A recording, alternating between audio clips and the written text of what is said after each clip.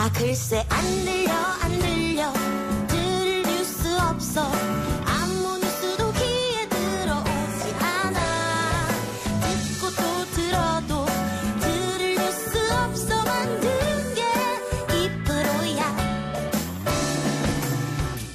이동영의 뉴스 정면 승부 YTN 라디오 이동영의 뉴스 정면 승부 3부 시작합니다.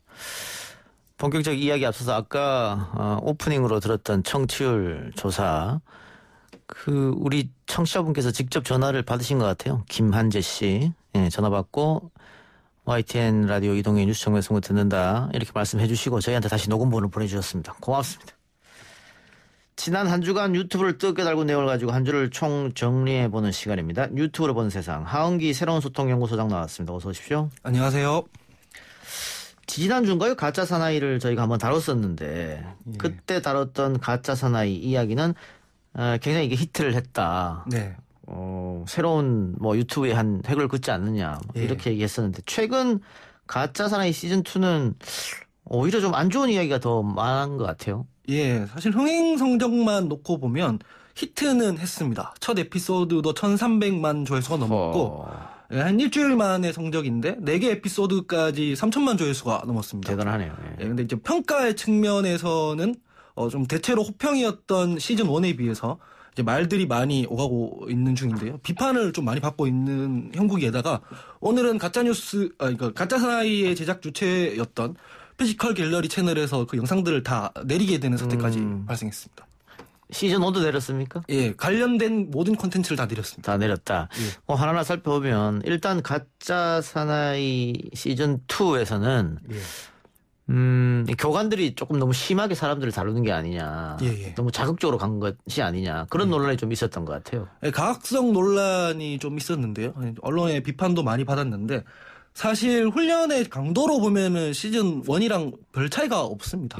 별 차이가 없는데 사람들이 이제 출연자들이 시즌 1에 비해 한 2배 이상 늘었습니다. 그래서 카메라가 그 훈련을 하는 장면들을 다 따라가질 못했어요. 인터뷰 같은 것도 이 시즌 1에 비하면 획기적으로 줄어들었고. 그래서 사실 그 분량을 채우는 장면들이 얼차려를 하는 장면들로만 채우다 보니까 그 보는 사람 입장에서는 저런 걸 대체 왜 해야 되나 이렇게 느끼는 게 좀 많았던 것 같아요. 예. 네.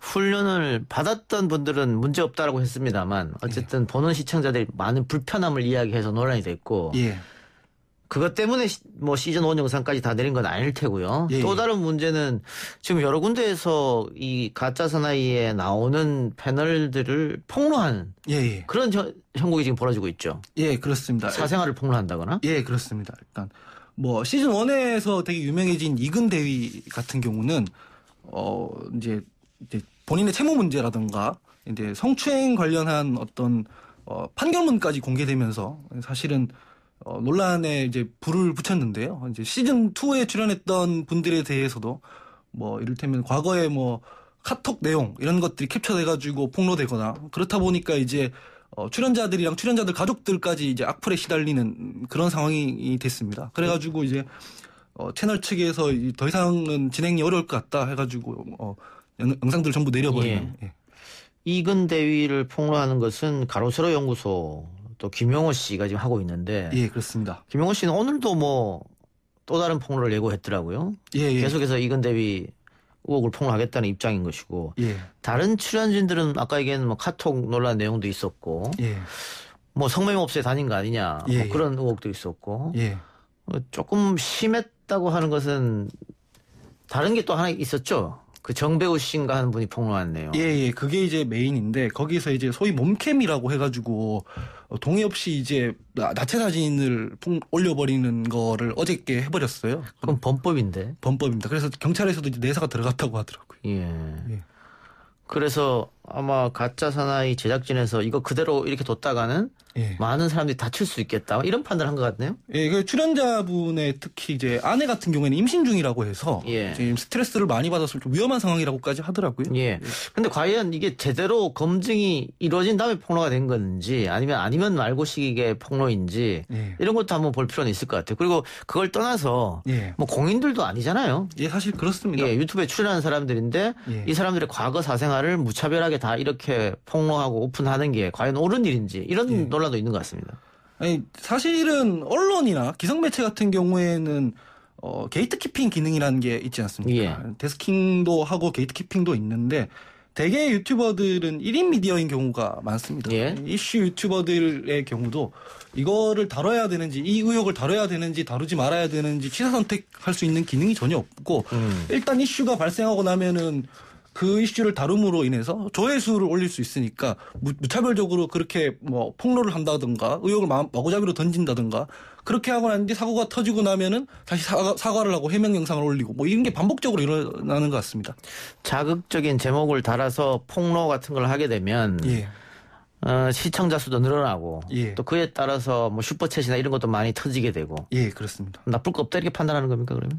그러니까 소위 그 레카차 같은 어떤 그 모습을 보이는 건데요. 레카로 비유를 하더라고요. 예. 예, 뭐냐면은 이제 교통사고가 나면은 현장에 이제 레카차가 가서 그 차량을 끌고 오지 않습니까? 예. 마찬가지로 어떤 이슈, 어떤 사고가 발생하면은 이 이슈 유튜버들이 출동을 해서 그 이슈를 자기들이 다뤄가지고 이슈를 또 재확산시키는 그런 모습을 보고 이슈 레카차라고 이제 예. 많이 비유를 하고 있습니다. 예. 예. 그런 형태의 일이 벌어지고 있다. 예. 그러면서 이 가짜 뉴스가 생산할 수밖에 없는 구조일 수도 있고 게이트 키핑이 안 되다 보니까. 예, 그렇습니다. 그리고 이게 뭐 클래스 체크한다는 것도 유튜버가 혼자 하기는 어렵고. 예, 그렇습니다. 그런데 우리 하 소장도 유튜브를 운영하고 있잖아요. 예, 그래서 뭐 저 같은 경우에는 가능하면 이슈를 다루려고 하진 않고 예. 누군가가 이슈를 다루면 그게 사실인지 아닌지를 검증하는 팩트 체킹에 관련된 콘텐츠만 올리려고 하는데요. 이제 저한테도 사실은 이제 폭로성 제보들이 오긴 옵니다. 예. 오긴 오는데 이제 그거를 다루면은 조회수가 올라간다는 거를 알고 있지만 사실 그 영향이 없어요. 저희 유튜브를 하는 입장에서 생각해봐도 이렇게 방송 매체에서 다루듯이 그렇게 이슈를 취재하고 검증할 역량이 저희가 없다 보니까 좀 제보는 많이 옵니다만. 네, 제보는 옵니다. 지금 뭐 가로세로 연구소나 예. 김용호 씨 마찬가지고 또 정배우 씨라는 분 이번에 예. 논란이 된 거기도 다 제보 받고 그냥 터트린 거거든요. 예, 사실 그 뭐 전 여자친구의 제보를 받았다고 하면서 그 여자친구랑 인터뷰를 하고 막 그러더라고요. 예. 예, 그런 식으로 하는데 사실 일단 그 사전 검증을 해야 되지 않겠습니까? 예. 사전 검증을 안 하고 그렇게 하면 그 조회수들이 다 자기들의 수익으로 직결이 되니까 좀 그런 달콤한 유혹에 좀 빠지는 것 같습니다. 예. 예. 최근에 유튜브 문제가 지금 많이 지적되고 있는데 이번에는 가짜 사나이 때문에 논란이 발생한 것이고 아까 얘기한 뭐 레카 이슈 같은 거. 예, 예.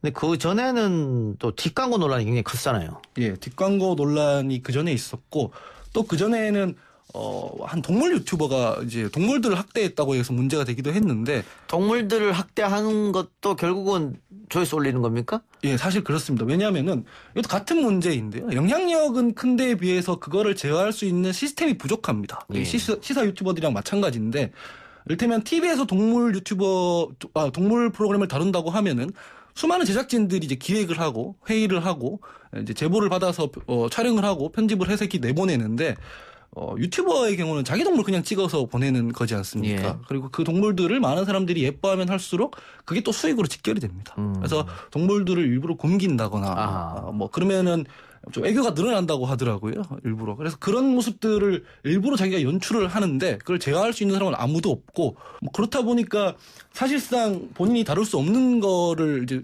수익을 위해서 이제 아무런 제어 장치 없이 하다 보니까 그런 문제들이 발생하는 것 같습니다. 뭐 버려진 고양이나 버려진 개를 자신이 데리고 와서 예. 이렇게 케어를 잘했다 그런 걸 보여주는데 알고 보니까 버려진 게 아니고 자신이 입양한 동물인데 예, 맞습니다. 일부러 불쌍하게 보이게 하기 위해서 안 씻기고 굶기고 막 이랬다는 거잖아요. 예. 그럼 결국은 뭐 시청자를 속이는 행위인데 기만한 행위죠. 예, 그렇습니다. 뒷광고도 결국은 시청자를 속인 거 아니야? 이것 때문에 논란이 된 거죠. 예, 그렇습니다. 사실 뭐 이를테면 자기 돈 주고 이제 자기가 리뷰를 한다 이렇게 시청자들한테 말을 하다 보니까 시청자들 입장에서는 이제 그 제품에 대한 신뢰도가 쌓이는 거죠. 근데 알고 보니까 그게 협찬이었던 거예요. 그러면 시청자 입장에서는 자기가 좋아하는 크리에이터가 하는 얘기니까 그걸 그대로 믿고 있었는데 이제 저거 사실 돈 벌려고 한 거 아니냐 이런 기만 당했다는 느낌을 받게 되니까 이제 뒷광고 논란이 번졌던 건데 이 기성 프로그램이라면은 사실 생기기 힘든 문제거든요. 예. 예, 근데 지금 저희가 지난번에서 한번 이 이슈를 다뤘습니다만 유튜브가 최근에 여론조사를 해보면은 가장 믿을 수 있는 신뢰가는 매체다 이렇게 꼽는 사람들이 많단 말이죠. 예. 그런데 이런 일들이 자꾸 벌어지니까 과연 신뢰할 수가 있겠느냐. 예. 그래서 이 개인 유튜버의 도덕성에만 맡겨서는 안 된다. 예, 예. 이 유튜브 자체에서 예. 혹은 구글에서 뭔가 좀 조치를 취해줘야 되지 않느냐. 근데 구글에서 별로 움직임이 없는 것 같아요. 구글에서는 별 움직임이 실제로 없습니다. 왜냐면은 지난번에도 말씀을 드렸지만 그 슈퍼챗의 경우는 가만히 앉아서 그냥 수수료를 받아 먹을 수 있는 구조지 않습니까? 예. 그렇다 보니까 실제로 언론이나 어디 국정감사장이나 이런 데서 시끄럽게 하지 않으면 그냥 내버려 두는 이제 경향을 보이고 있는 중입니다. 근데 아까 얘기했던 정배우 몸캠 영상을 그냥 올렸던 것들, 정배우 씨가. 예. 그런 것들은 범죄이기 때문에 예. 확실한 어떤 제재 수단이 있어야 되지 않을까. 또 가짜뉴스를 만들어낸다거나 이 경우도 말이죠. 예, 그렇습니다. 사실은 플랫폼에서도 이제 가이드라인을 제대로 만들고 그 가이드라인을 위반하면은 엄격하게 제재를 해야 하는데 그게 너무 지금 잘 지켜지지 않는다거나 이를테면 아무리 그 글로벌 기업이지만 한국에 들어와서 어쨌든 영리 활동을 하고 있는 거지 않습니까? 예. 그럼 한국의 실정법은 맞춰서 이제 영리 활동을 해야 되는데 아무런 가이드라인이 없는 상태에서 실정법을 어기는 것까지 저렇게 내버려 두는 거는 이제 어떤 플랫폼으로서의 거대 기업, 글로벌 기업으로서의 책임을 방기하는 거라고 볼 수 있을 것 같습니다. 예. 플랫폼으로서의 분명한 그 책임이 있기 때문에 예. 그 부분에 대해서는 구글 측에서도 아마 성실한 어떤 내용이 좀 더 나와야 될 것 같은 그런 생각이 듭니다. 예. 알겠습니다. 오늘 유튜브로 본 세상은 여기까지만 하죠. 지금까지 새로운 소통연구소장 하은기 소장이었습니다. 감사합니다.